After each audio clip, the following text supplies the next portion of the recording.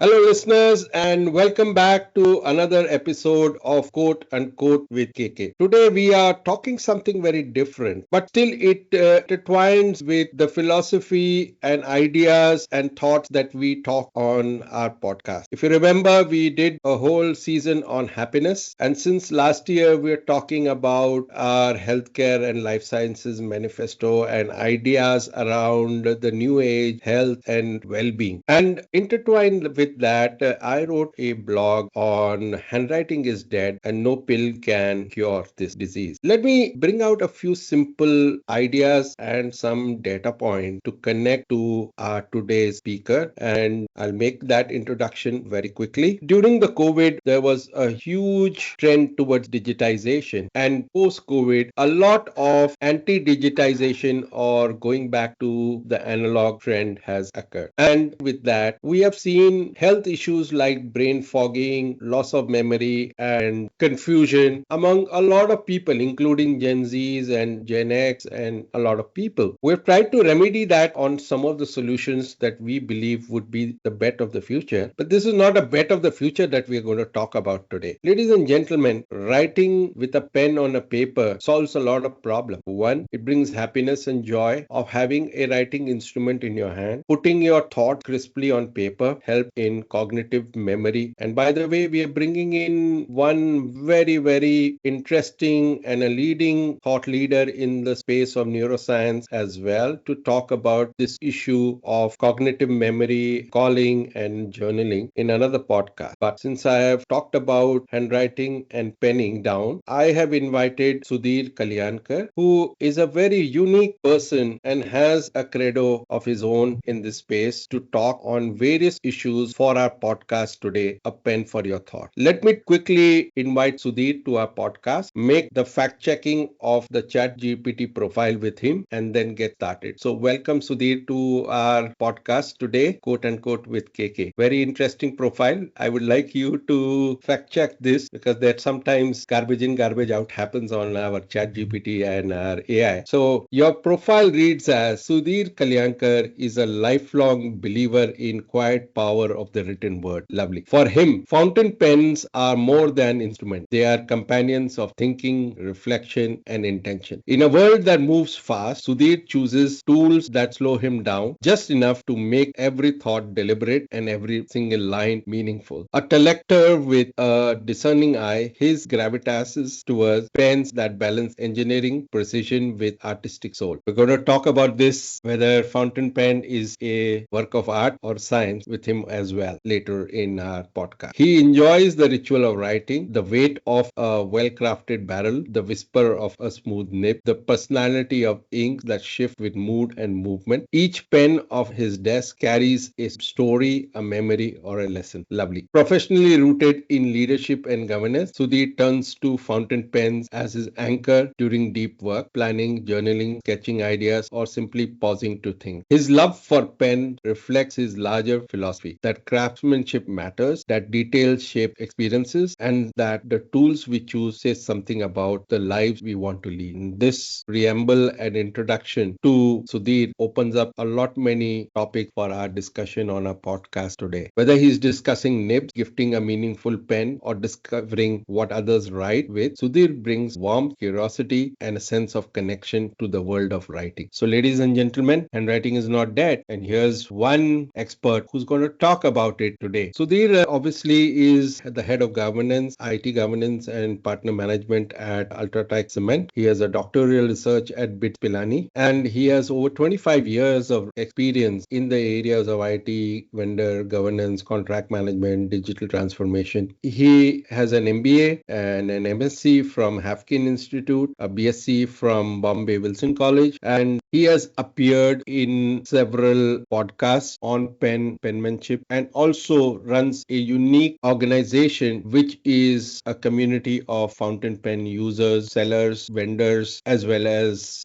aficionados like me. We'll talk about that as well. Sudhir. Hi, Kapil. Thank you so much for inviting me on this podcast. It is a pleasure and a privilege to be here. Lovely to be here. And thank you so much also for that wonderful introduction. I couldn't have written it better myself. So, with your permission, I will borrow it and put it on my resume right now. Lovely.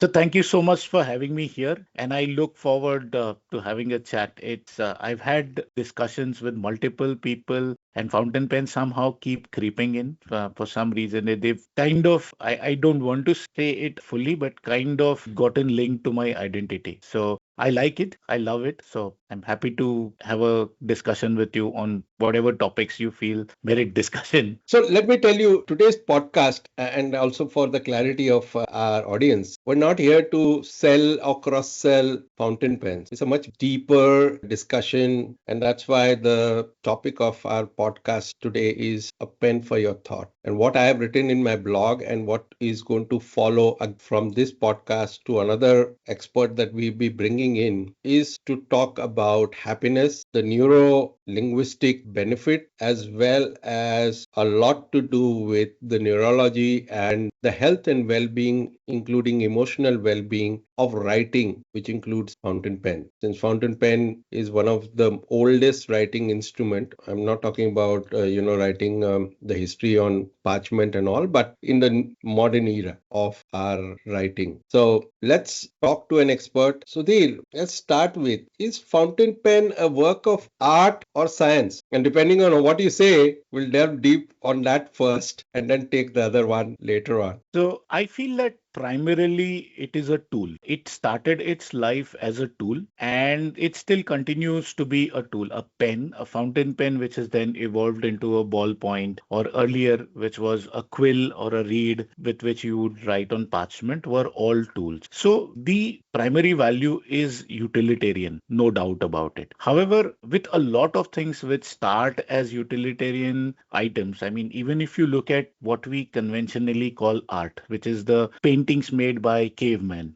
5,000 years ago, 7,000 years ago, they started as just a mode of communication, telling people that, look, we killed a huge beast or something like that. And it was more a mode of communication, and then it evolved, it developed, and the natural stage of evolution is that it comes to a point where the utility value keeps dropping down and the artistic value keeps going up. And I think that's the same thing that has happened with fountain pens. Over years, it's about what, 150 years since we've had fountain pens, give or take a few. Yes, they did start, and even the history says that they were utilitarian tools. But today, they continue to be utilitarian tools. But there are also pens which, stand apart by themselves as fantastic works of art, especially some of the Japanese pens, the Namiki pens with Makie work on them. Very intricate, very delicate work, and which takes decades to master. And a single pen it reflects the cost of the pen, also reflects the amount of work that has gone into it. So both, but I would say primary,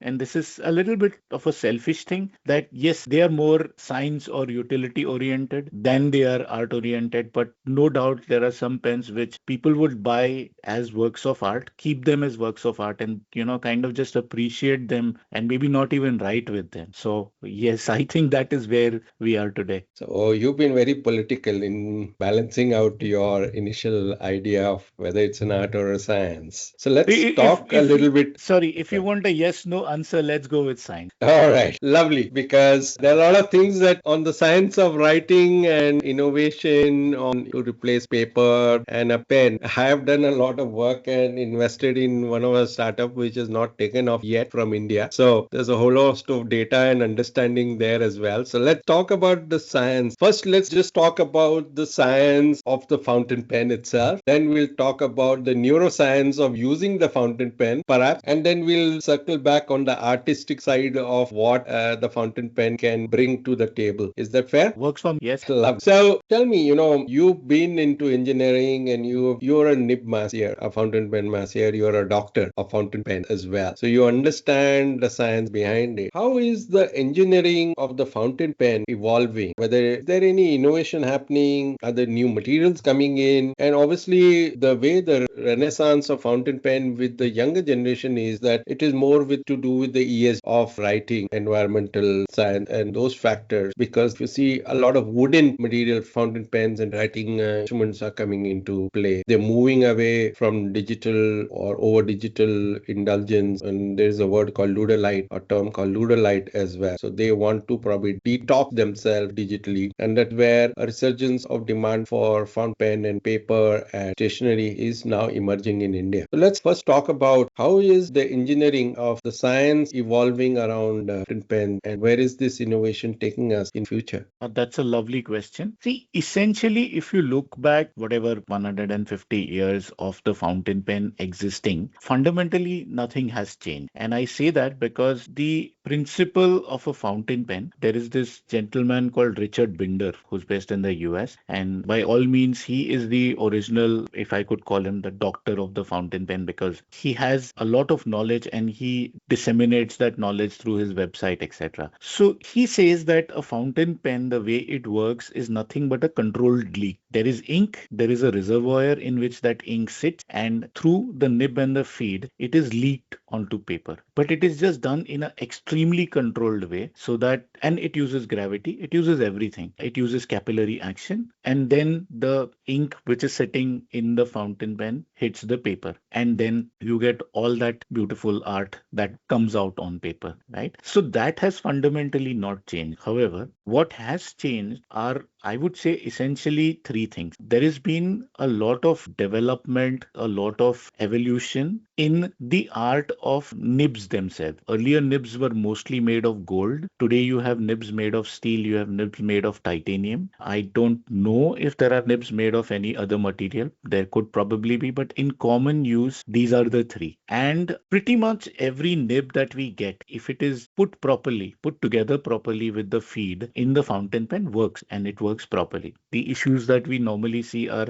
the nib and the feed, and the package not being put together properly. Sometimes the issue is with the nib itself. So nib technology has definitely evolved. The second thing that has evolved is the materials that are used in making of fountain pens. If you look at the 1920s, 1930s, 100 years back, Parker and some of the other people who used to make fountain pens, they were limited by availability and they had to use ebonite, which is hard rubber. And ebonite was the material of choice at that point of time. But slowly, as the material science itself evolved, we got into resin, we got into plastics. Along with ebonite, celluloid was also a very material of choice, but it is not easy to work with. When it gets heated, which happens when you turn it on a lathe, tends to catch fire. So celluloid is something that is not easy to work with. But ebonite was probably the first choice 100 years back. Then it came to plastic resins. Now we have really fancy material. We have metal, we have titanium, we have brass, copper. We also have other material like ultem, which is being used to make fountain pens. And there is that which is definitely progressing. Again, it is not progressing at a rate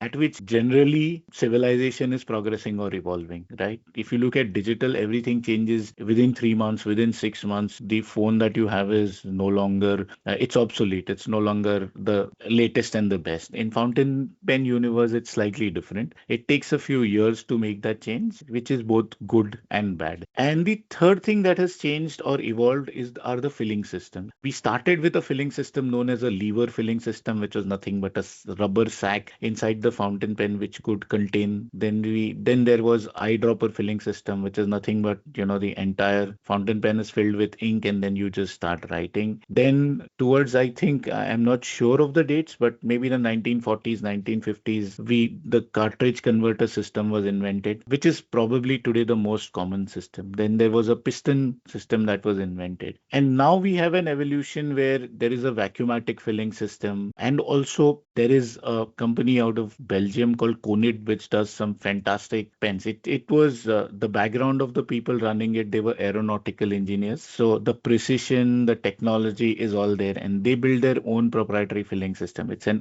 I believe it's an old system, but they modified it for their own requirement. And that is evolution which we are seeing on a scale. But the fundamental principle still remains the same. It is a controlled leak. It is how you fill the pen. It is what material the pen is made out of, and how good is the nib. if these three fit together, we have a well writing pen. I want to bring in analogy and what you've been talking. I was just thinking years back, I was consulting with one auto major, global auto major in India. And the CEO remarked, a car is a very beautiful amalgamation or different science. You have the fuel, that is the chemistry and the internal combustion, which I look at the ink. Then the whole meteorological, which is the body and the engine and different alloys getting put together. And then there is the electrical system, which basically leads to connect different subsystems in a car, and that leads you to drive on the road, right? Now, I want to bring that same analogy to the fountain pen. You have the body, you have the fuel, whether you use an injection system or whatever, you have the meteorology of the nib, but there are no electrical systems in the fountain pen. That's got left behind. Why is that electrical side of not incorporating in the fountain pen? Are we waiting for an Apple to create a Apple fountain pen like they redefined the watch industry, which was mechanical and whatnot? Or is there not a lot of investment in the industry to really redefine the whole pen industry as such from a science and from an engineering point of view? Where are we lacking? So if I was to stretch your analogy a little further, digital pens do exist, right? But they work Yeah, I've only invested with in a remarkable but it's an ecosystem by itself. You have to correct. use their own thing. Here, I'm out of that ecosystem. So can I not have a Bluetooth or some sort of electrical thing which allows me to do digital work as well as analog work and write on anything that I want to write on, whether it's on my whiteboard here or whether it is on a paper or I want to digitize it on my Samsung Note Fold or on my Microsoft Surface. Can that not be a thing, a You pen know, for all roads? honestly, I have never thought about it like that. And what it tells me now is there is a startup idea right there, and let's get together over a coffee and discuss this further. Lovely. I would lovely want to Absolutely. invite you because So I've let's learned a let's lot while mentoring this startup. They've not been able to launch the product in India, but about the whole history of writing and what about pen. And they went the whole ESG route to saying, yeah, we will remove paper altogether. And that's our credo to, bring back writing, but not on paper. But that never took off. And obviously, two startups I know, remarkable, still not yet mainstream. There's that whole experience of writing on things is not that haptic or whatever. I also struggle to write on my fold or on my surface screen. It doesn't give me that pleasure of write unless it is on a paper. And I think two generation, three generation genetically as humans evolve, maybe that would become the mainstream. But so the science of it is lagging behind, I guess. Cars have moved forward to now smart cars, but our pens have not yet moved forward. They have not. I agree with. But in a way, I think it's a good thing because I mean, I have used smart pens. Again, like you said, you use the word ecosystem. If you look at it from a point of view of a fountain pen or any other pen, is also an ecosystem. There is the pen, there is the ink, and there is the paper, and then there are the accessories that you buy to keep your pens, to keep your ink, to keep your paper, and then it's never ending. So I would rather, if you ask me, and this is a personal opinion, of course, I would rather stay in the analog ecosystem than move to the digital ecosystem. But I think both of them have their own place. The analog ecosystem has its own place. It has its own time. When I'm at work, for example, my notes are all taken by fountain pen, but most of the work I do is on a laptop, is on a phone. So both of them need to coexist, in my opinion. It's up to us how well we can make them coexist. So that's where I would say I stand on this. A small nano chip with a software embedded, right by wire. I thought maybe that would be the next innovation coming in pens and writing instruments in India, in globally. It could very well be, and it could be wired to a nanochip in our brain where we don't even have to say anything. Oh, We just that's a have to that's a think. separate thing. This is a very different podcast. We have taken a bet on that as well. But Okay. those sort of things are at this point in time for certain brain-related ailments and disorders to course correct that, which is basically rewiring the brain. but it is still not clinically proven. There are many startups and giants, including Google and Twitter's founder, also spending a lot of money and on research of this. So there are a lot of variables that are there to allow, but something that comes in a handable, like a fountain pen, is still not. So what do you think? Is there a lack of ideas? Is a lack of entrepreneurs, or is a lack of investment funding? What is it that the whole industry or the innovation has not taken off, whether in India or in the world itself? So, if we look at this merging of the digital and the analog that you were talking about, I don't think anyone has thought about it that way. We have Mm-hmm. not, at least I have not heard anyone. You are the first person, and it's a very, very interesting thing. You can be sure that I will take it up with my the fountain pen fellow enthusiasts, and we will see is this really something that can happen. But it's a vision that has not come to anybody, to be honest. That's one point. Because the idea or the vision is not there, nobody has approached anyone for funding or entrepreneurship or anything of that sort. It all starts with an idea, correct? And if the idea itself is something that was not thought of by anyone else, then the other things which are sequential have not fallen in line. This is with respect to specifically the cusp of digital and analog that you spoke about. Within the fountain pen industry, if there is no innovation, I think a lot of it, I would say the issue is on both sides. I think the customers are not demanding enough. They are not saying that we need new things. They are happy with what they have because they, like me, probably enjoy the analog ecosystem and they do not want innovation. That could be a reason. I'm not sure.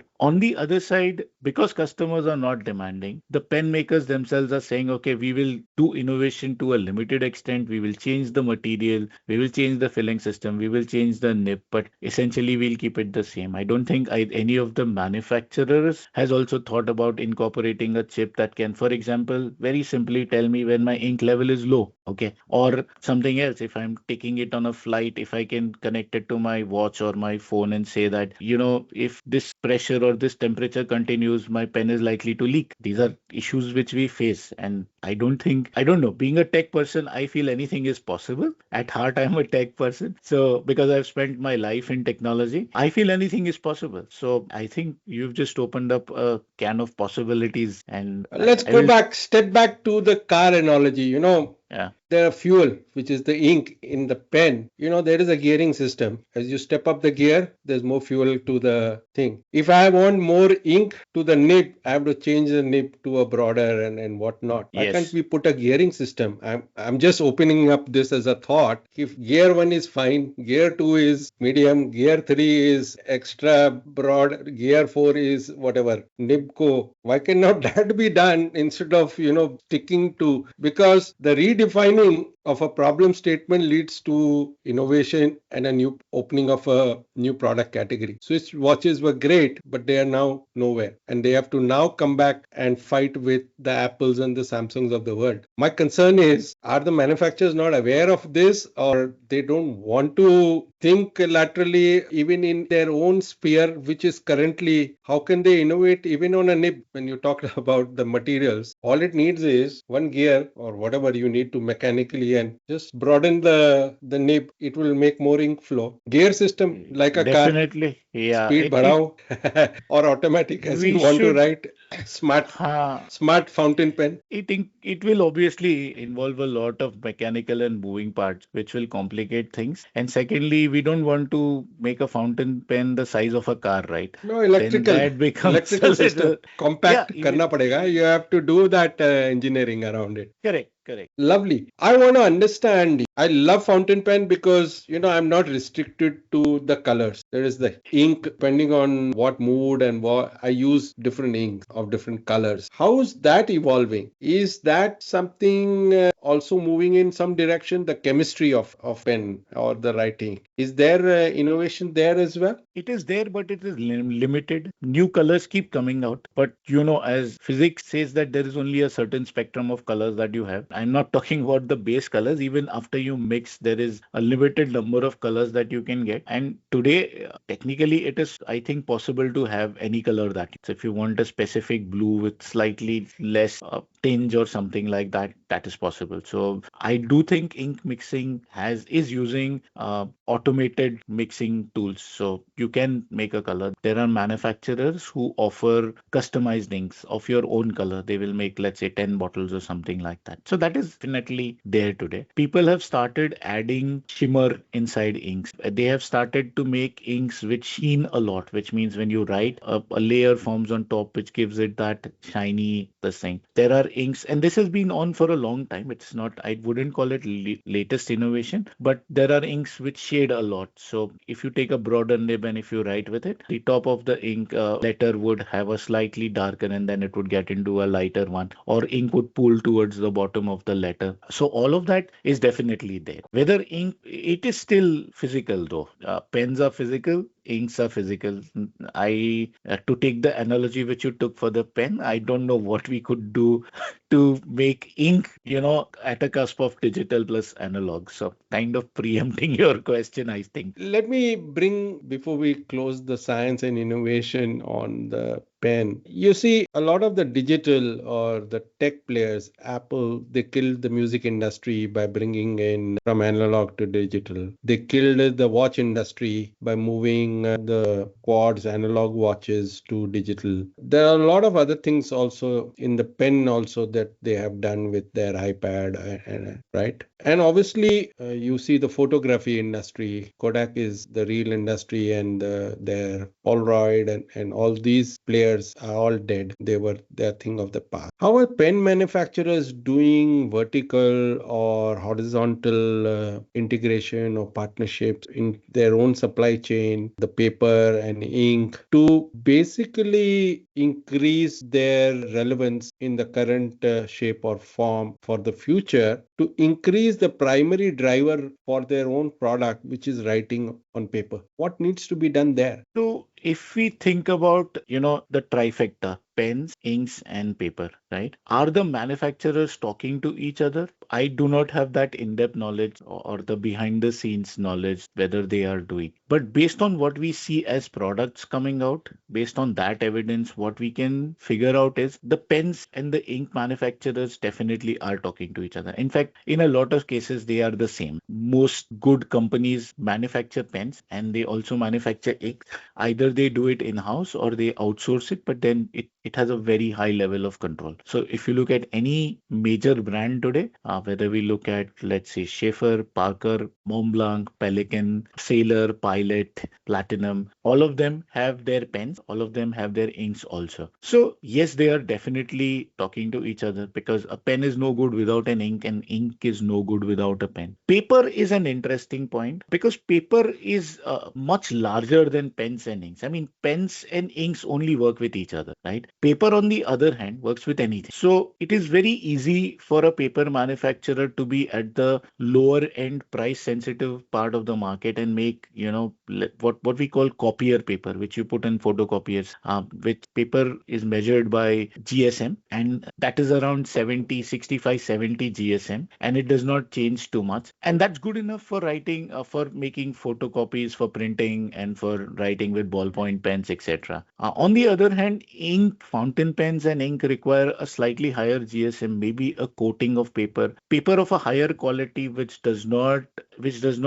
feather, or which does not bleed through to the other side. You write on one side and then you can see the ghost on the other side. So that is important for paper manufacturers. There are a few for sure who make paper which is very specific to ink, but I think by and large the large manufacturers, those who go for volume, are not really bothered about the fountain pen industry or the ink industry, because for them it is too niche. The good ones, the boutique ones, I call them, are the ones who are making paper which is, and they make paper. There are a few who make paper which is very specific to fountain pens. And this is a problem not just with fountain pens, it is also a problem with art. I mean, if you are painting or if you're doing any other kind of art with other media, that also requires a higher GSM, and that also requires a very specialized paper. A standard paper manufacturer, I don't want to name names, but a standard paper manufacturer making copier paper would probably not go into that segment. It would be somebody who's a boutique manufacturer manufacturer who would manufacture the high quality paper for this thing. But yes, it looks like they are definitely aware that there is a market for fountain people writing with fountain pens and inks, the way there is a market for people who paint and do other kinds of art. So yes, I think in a way, yes, they are talking to each other. Are they collaborating with each other on innovation? I wouldn't, but it doesn't look like. It doesn't seem so based on the kind of paper. But then one also needs to look at the economics of it. The demand for a niche product like fountain pens and inks is not high. It's growing, but it's not very high. The demand for, printer paper is a million times more. So maybe that's the reason why they don't see any point in investing in innovation. I think we need to talk to ITC. They've got papers, they've got luxury collections, they've got stationery also now. They are into a lot of things, including pencil and whatnot. Why are they not coming into high-end brand of their own for fountain pen? It goes very well with the type of people they've got into high-end chocolates called Fable. They've got into upholstery and bedroom related thing. They've got a brand there. Why is ITC not really thinking, "Arey, I've got paper, let me go backward and see what I can do to increase the demand and be monolithic player"? That would really help a lot because most of the boutique brands I spoke about, which make paper related to fountain pens, are not from India. And because they are Let not them from make India, fountain pens for their own paper only, na yaar. Increase the demand for their paper as well as increase the whole ecosystem. Let them make acquisitions and then start innovating. I'm sure this is what 4,000, 5,000 crore at the lower end. paper you're saying? Yeah, only for education and writing. Maybe. I don't have the data. I'll have I've to not probably done any. check. And the Yeah, pen I industry or also the have to writing check. instrument industry or the stationery industry is what, about See, 3,500 odd crores in India? it would be because when we had done this, there was some study that was published, and I think it was in 23 or something like that, where it talked about how it was going to touch by 2030, it was going to touch $4 billion globally. So it's not a small industry, but it's not a large industry also. So, and how much of that is India? India ranked about No, I'm just talking of India only. Okay. So in the fountain pen thing, India ranked, I think, about seventh or eighth in the top 10. So even Mhm. if we take 10% of it, that's about $300 million for India, which is not a insignificant amount, if you ask. Yeah, it's about almost a billion plus, half a billion. Let's move to art. Sure. There are collectors, collectors of wine, collectors of different art form. And since if a fountain pen is an art form, why is there not a primary market or a secondary market of buyers and sellers? Why is everything going? If I want to buy a old Scheffer or a Waterman of 1950, I do not know where to go and buy it from. I have to go to eBay or some other place outside of India and buy it from there. Why is that art market not happening? Or do we need to start a flea market for artistic fountain pen in India? No startups there either. No, you're right. There is no, I do not know. I have gone to a few pen shows in India, and there are, I think, one or two, maybe three sellers who have some different type of pens, if you ask me. So, like you said, a Parker from the 1950s, for example, or something else like that, or a Parker Duofold from 1930s, are not very easily available in India. And you have to go abroad. You have to go to a pen show in the US or you have to go somewhere else. I'm seeing some people get it, but then again, what happens is because their source is also not India. So, is there a source in India? Is what we need to check out first. Is there a, like you said, a flea market? There doesn't seem to be a flea market. Do people really understand that there is a value in an old pen, which is my grandfather's pen, which is lying in the Almira for like, 30 years or 40 years? And when they bring it out, then there is a point of can it be restored? Are there good restorers who will restore it to its pristine glory? It's like a vintage car. And then a collector comes and says, okay, yes, I appreciate what you have done with this pen. I appreciate the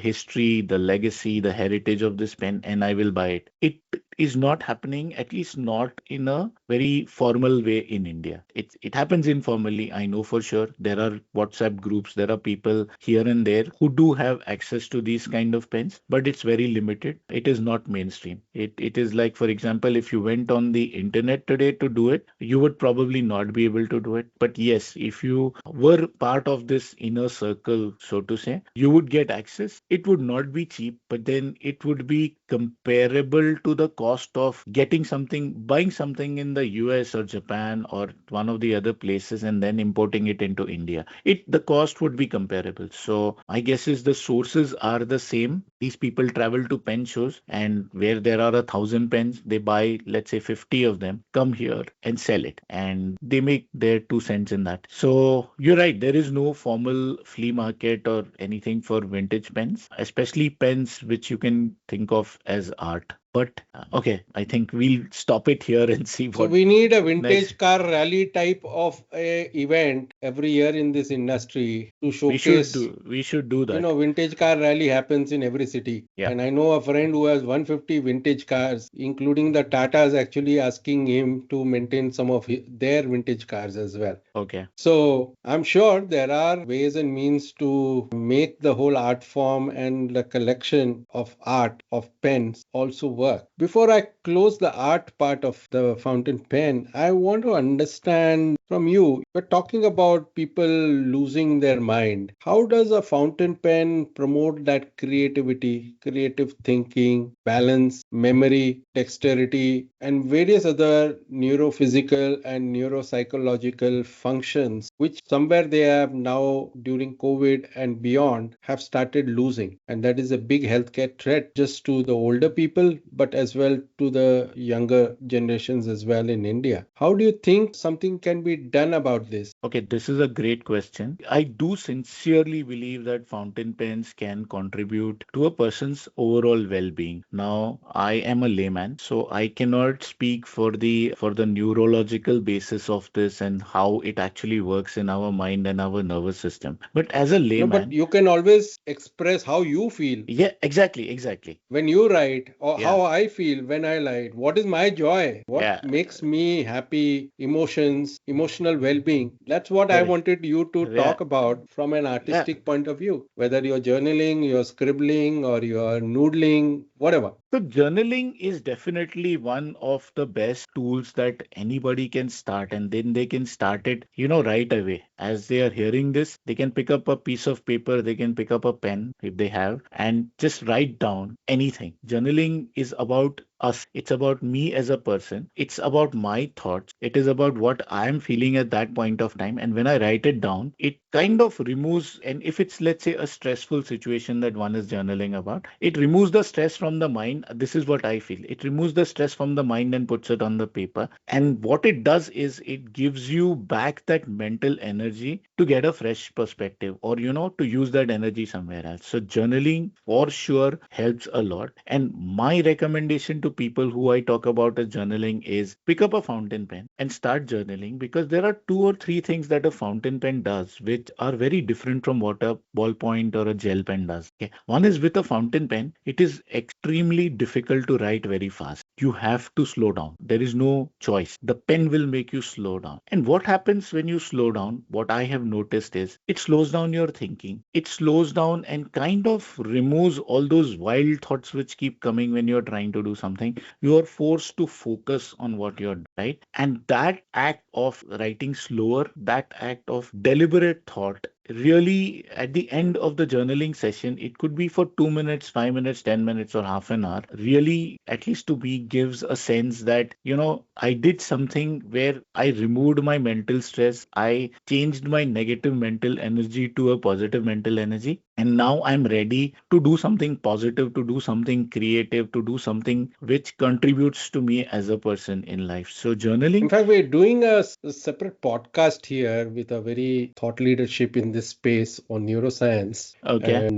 neurology, and he's bringing a lot of those things. But I wanted to bring about your experience more from happiness, well-being. So I thought, pen is also a tool for happiness. Absolutely. It is a tool for happiness, and it can be tool for happiness as much as, in fact, the whole act of writing, I feel, is more contributing to the happiness, because it is, in my opinion, as effective as, let's say, say meditation or, any other form of positive mind, any other positive action which contributes to mental well-being. Let me put it that way. And writing is right up there. The pen is a tool for writing. The only reason I tell people to try and use a fountain pen is because, like I said, it slows you down. It kind of helps you focus your thought process. When writing with a gel pen or a ballpoint pen, what happens is you tend to write very fast. Now, sometimes I have to use that in my office because I'm sitting in a meeting and I need to make some quick notes. People are not going to slow down their thought process in a meeting just because I want to write slowly, right? That's a little too much to expect. But I still try to use a fountain pen, but there are times when if my boss calls me over phone and he says, okay, I want you to do three things. The best thing to do is write very quickly. Sometimes I write so fast, I am not able to read what I have written myself. And then that's a problem that happens with people. It On the happens with whole, all my doctors, yeah.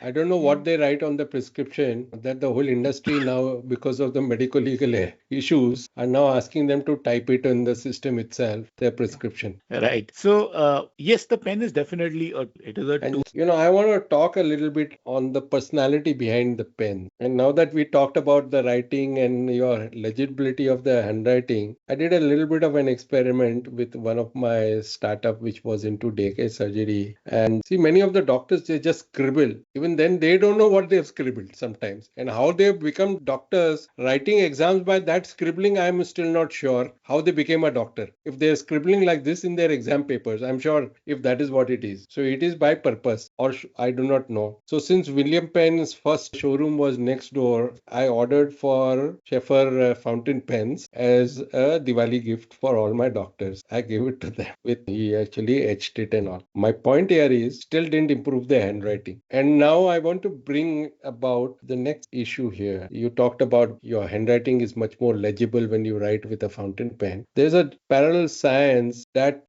can tell a lot about your personality based on your handwriting. All right. Now, based on how you write, your patterns and all. And if I were to take prescriptions of many of my doctors and give it to somebody to analyze, it will say he's a criminal personality.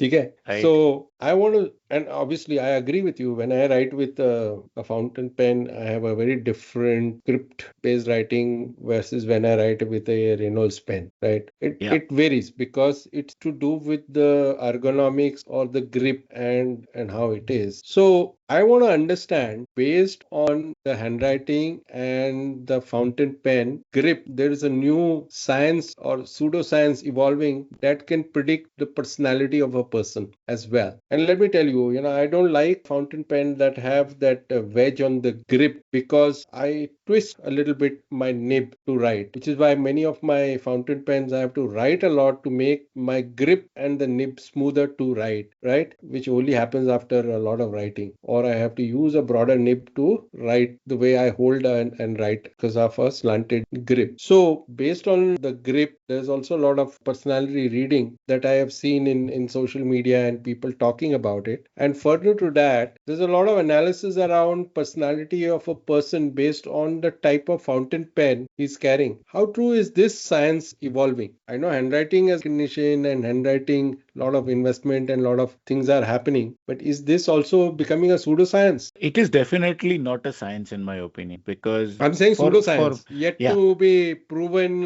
with research and a lot of research papers and stuff like that.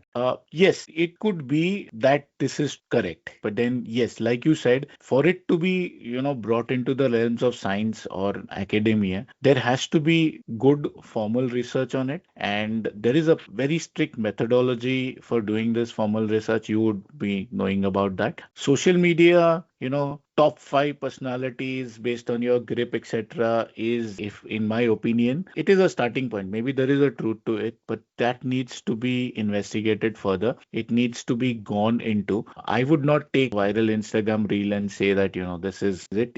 It is very much a pseudoscience. Whether it develops and evolves into a proper scientific line of thought, somebody has to do that research before we come to that conclusion. Handwriting analysis is very, like you said, it is very much an accepted accepted form because it is accepted even in the legal system, correct? So that is important. But I don't think I can go to a judge and say just because somebody has a hook grip on their left hand, this person is a criminal, or somebody has a tripod grip and they're not a criminal. I don't think a judge is going to listen to if I went and said that in a court as an expert. Great. But one thing I can say, the Rupiah Reynolds pen whoever uses and carries is Kejriwal, the How do you say politician. that? Okay, it because it's Aam Aadmi.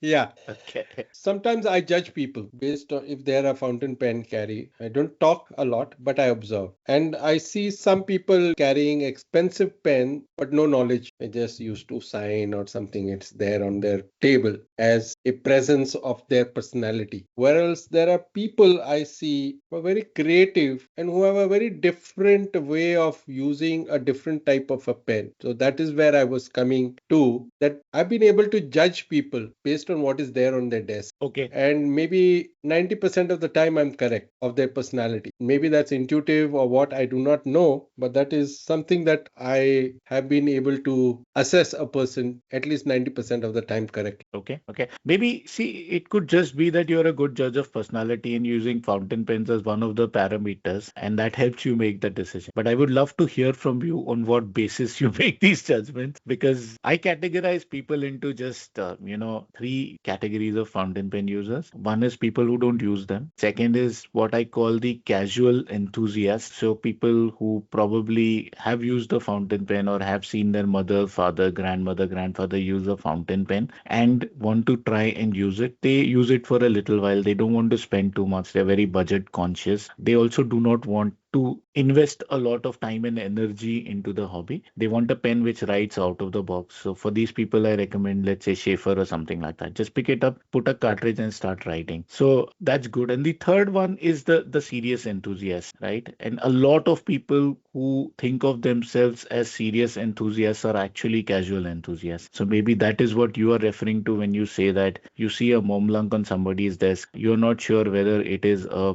person who really appreciates a fountain pen or sees it as a status symbol. Whereas if you see, let's say, a Pelican or a Namiki on somebody's desk, you're at least sure that some thought has gone into buying in that particular fountain pen, some thought has gone into investing it. And then you see this person talk a little bit about what is their favorite blue black ink or something like that. And then you start understanding that this person has spent some thought into. So I fully get what you're saying, that there are people who think they are, serious enthusiasts, but their knowledge is limited to a sample size of, let's say, 3 or 4 pens and 2 inks.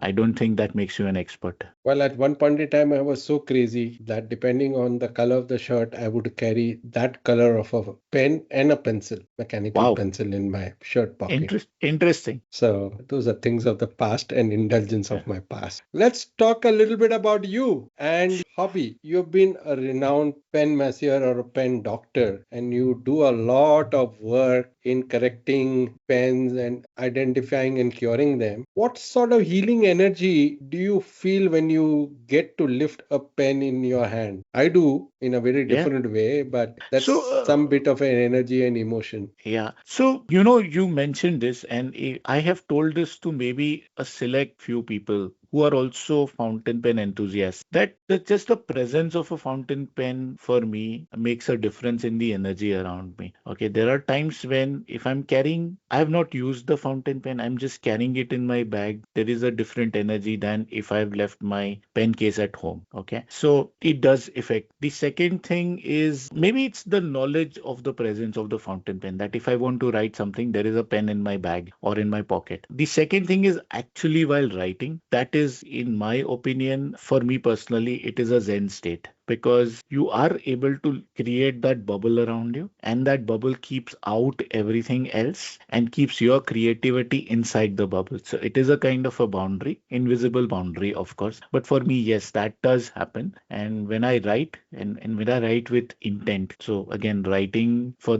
utility versus writing for intent, with intent is something that I see. When I write with intent, if I'm writing, let's say, my journal early in the morning, or if I'm writing, let's say, thank you note or a thank you letter to somebody for something that happens, which is what I do a lot of times. There is a flow to it which is very different than when I'm making quick notes or to-do list or something like, even with the same form. So I think writing is important. Writing with intent is more important, and that is where the Zen feeling comes. For me, there is a third this thing which may not be for other people, but when I'm cleaning my pens, like I carry usually four or five pens for a period of about 2 weeks, and whether or not I have exhausted the ink, I clean the pens and I get others into rotation. When I'm cleaning the pens and when I'm repairing fountain pens, setting them right, that is another Zen area. In fact, I have one corner in a room where I close the door, sit there, and try and do this thing. And that is another Zen activity. Sometimes I don't understand where those 1 or 2 hours have gone when I've just started cleaning my either my own pens or repairing my own or somebody else's pens. So yeah, so these three, four are they do transform the energy around me personally, and it makes a lot of difference. Sometimes if you've gone through a tough day, just using your fountain pen for me or cleaning a fountain pen for like 15 minutes can recharge my batteries. Since we're talking a lot about you, what's the legacy you want to leave behind? One with your kids on this space and with the people and people who follow you. With my kids, I don't know. I've not been successful in getting them to adopt fountain pens. They are still in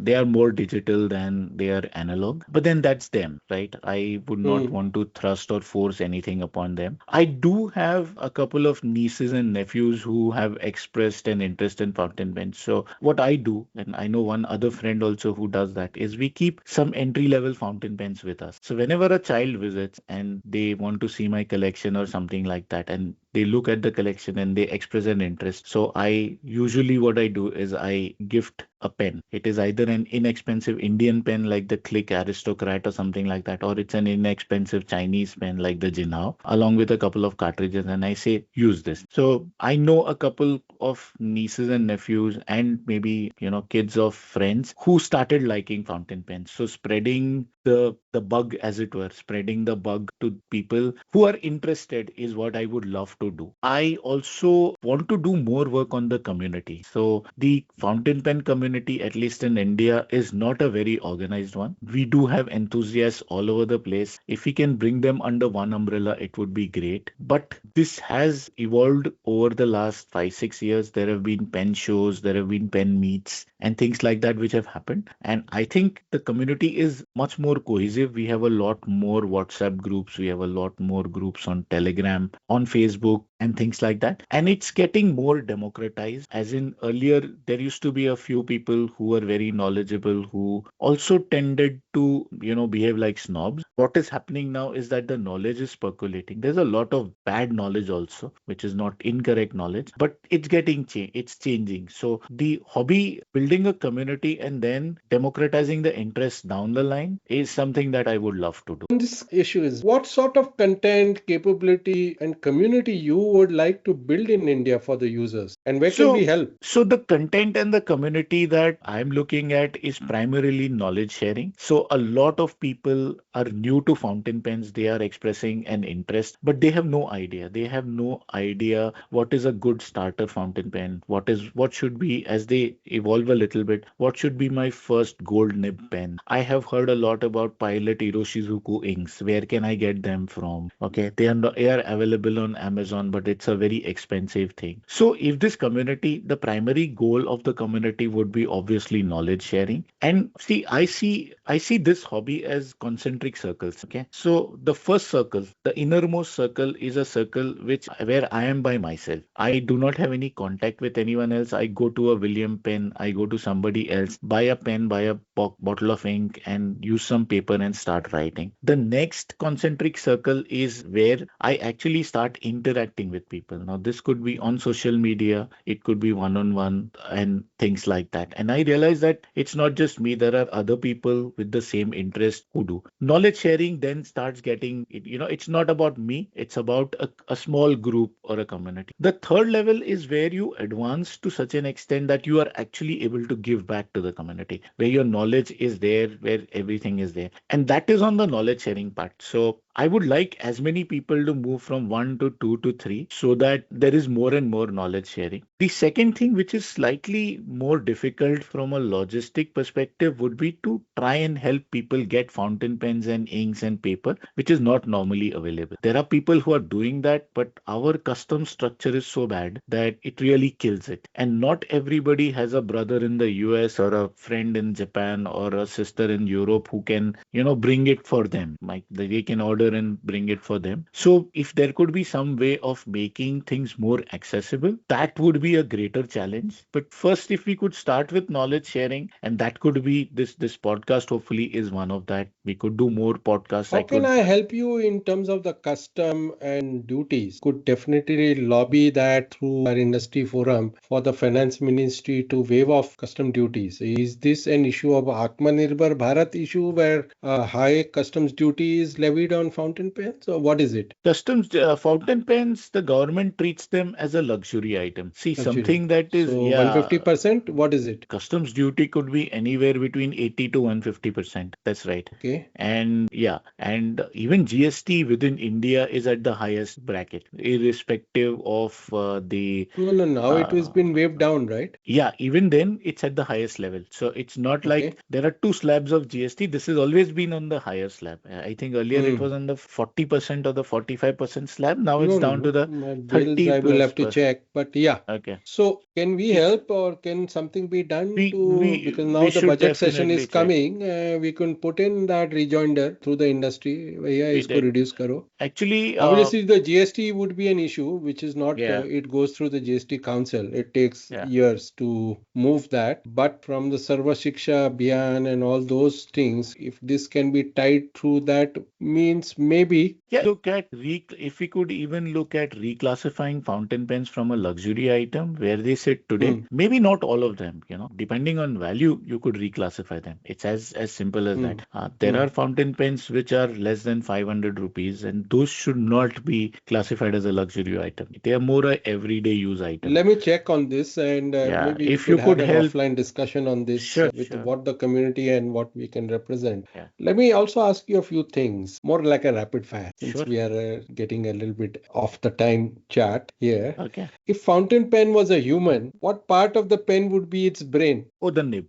Sorry, the feed. It would be the feed because that is I what thought that controls would be the everything. heart. No, feed controls everything. Okay. So in a human, the brain controls everything. So I would say the entire aspect of bringing ink from the reservoir and putting it down on paper, which is the primary purpose of the fountain pen, the entire controlling is through the feed. Of course, the nib also is part of it, but I would say it is the feed for sure. That's where the innovation needs to come and get Yeah, digital. correct. So even what you talked about, if you had to put a set of gears to increase the nib size, they would still sit on the feed, and that is Hmm. where the mechanism would happen. So yeah, it would have to be the feed for sure. And if fountain pen would be a politician, who would it be? I don't want to hear That's a Kejriwal, though. No, I would say if I looked at fountain pen, and this is not an Indian politician, so No, that's uh, okay. Fine. right. I would say the closest I can think of is Mr. Barack Obama because see, I think in today's world, being able to bridge a heritage and the legacy and still be relevant to both the contemporary as well as the upcoming generation is not easy. There are not a lot of people who can do that, and fountain pen to my mind, like a few other things, but fountain pen, because I am a pen enthusiast, gets that.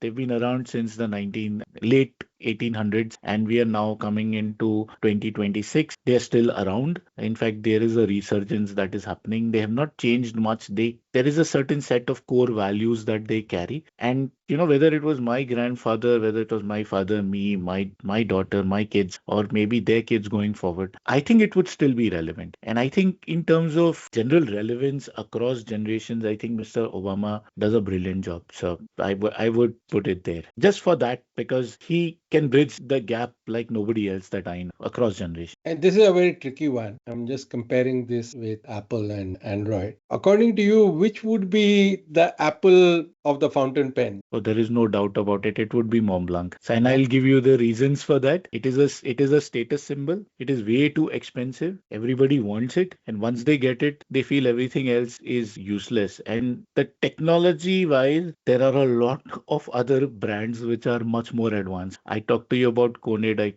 There are some other brands also which are Yeah. much more advanced. I don't have But a Mont Blanc in my collection. I had one which I lost. okay. After that, I've not bought a Mont Blanc. Okay. So it would, if I had to compare it to the apple of the fountain pen, well, it would be Mont Blanc. There is no, I don't think there is any other contender. And what It's would be all the Android of an fountain pen? Or maybe pick up everything. one Android brand. Yeah, everything else would be Samsung, let's say. Android. If it was Samsung, I would say Pelican would be the closest to it. And if it was, let's say, a OnePlus or something, then some of the Japanese companies would come close. Pilots would be the OnePlus, and Sailor would be the Nothing or something like that. So, and I'm keeping away all the Chinese brands. I'm just focusing on the top two or three Android brands. If you were God, what pen would you create for the humanity? It could be a It magic pen as well, huh? Yeah, no, I Very will go loaded with question.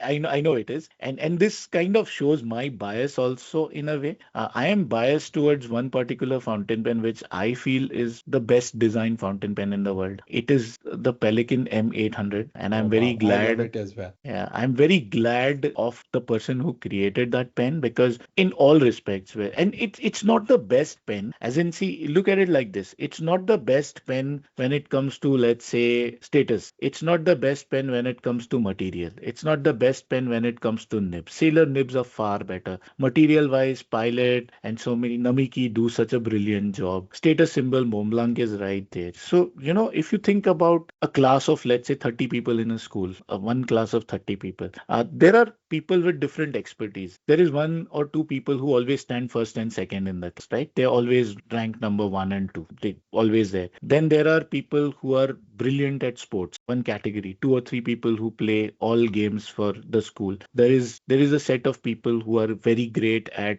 art, creativity, drawing, singing, dancing, etc. But then there are those one or two people, who are good at everything. They are not the first or the second, but they are in the top five always. Then they are also in the school cricket team or the football team, everything. They are in the team. They are not the stars, but they are in the. There is also that person is also good at handwriting, is good at drawing, not the best, but good. Can sing. If you want, that person will come and sing. If you want, that person will come and do anything. So this is the person when people don't look at it and say this person, but when that person, let's say, stands first in an exam, they'll say, Acha, okay, this guy is also there, or this girl is also there. So it's like that. It's like if one of the cricketers, I follow cricket very, very closely. One of the cricketers I admire a lot is Rahul Dravid. You ask him to open the batting, he'll do that. You ask him to go one down, you ask him to bowl, you ask him to be an So you're umpire, you talking ask him about to be a versatility. absolutely, completely, complete versatility. But I want to let me flip this whole issue here. Okay. If you were the god and you were giving humanity the pen for the first time, what attributes would you have created in that fountain pen? I have a different thought and a feeling here. I wanted to know yours. So if I was doing it today, I would not change much. I would still want them to have that analog experience, which in my opinion is the best experience. But based on our discussion, which we had some time back, I would definitely add some elements of technology to it. Like I said, technology as an enabler. Now see, as God,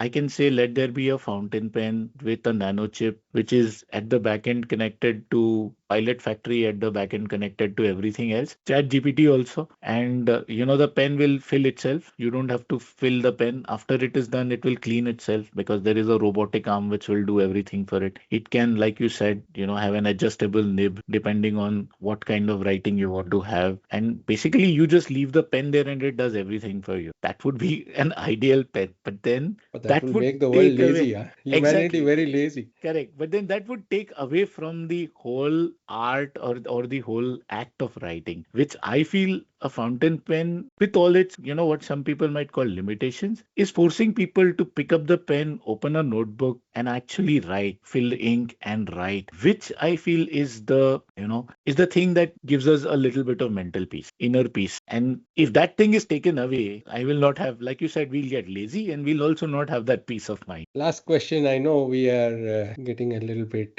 short on time. How do you see 2026? Have you written down something with your pen? And which pen did you write down your goals for 2026? I do have some, let's call it very No, significant not your goals for. personal. Let's talk about the community, fountain pen community goals. Let's not Ha, talk your personal thing in on Eh, the podcast No, for the no, public. it is about fountain pens only. So we talked about this right at the beginning. We have this association called Fountain Pen Association of India, and I am looking at some level of a reboot of this because we got very active during COVID because people had time. Then later on, people got busy with their own lives. They've not been able to put down a lot of time for this. With maybe one or two people who are willing to help, who are willing to invest some time and energy, I would like to reboot it, bring out a version 2.0. There were some thoughts when we created this organization. Now I want it to be, like I said, more democratized, more spread, probably looking at chapters across India and stuff like that. So yes, that is what it is. It is something that I wrote down, and currently I'm using two pens. One is a Schaefer. It's a Schaefer Heritage. It is the latest one that has come up, which William Print brought in with the steel nib, not the older Ah, ones. yeah. Mm. Yeah.